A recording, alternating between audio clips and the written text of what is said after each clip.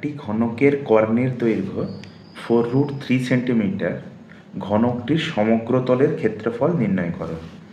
তো এটি মাধ্যমিক পরীক্ষা 2025-এর জন্য খুবই গুরুত্বপূর্ণ। তো আমরা প্রথমে কি বের করব? কর্ণের দৈর্ঘ্য বলা আছে, কত বলা আছে? 4√3 সেন্টিমিটার।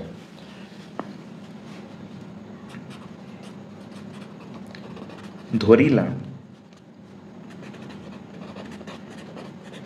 ঘনকের বাহুর দৈর্ঘ্য এ সেন্টিমিটার।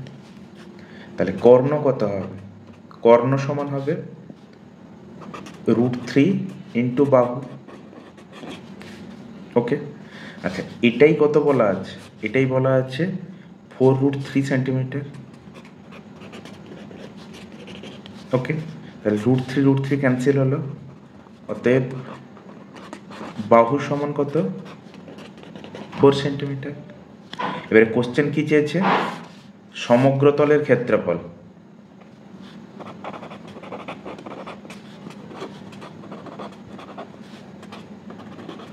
সমগ্র তলের ক্ষেত্রফলের সূত্র কি?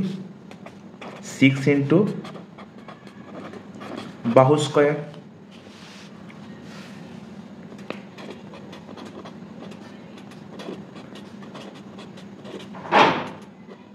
(96 সেন্টিমিটার স্কোয়ার। এটাই হচ্ছে এই প্রশ্নের অ্যান্সার।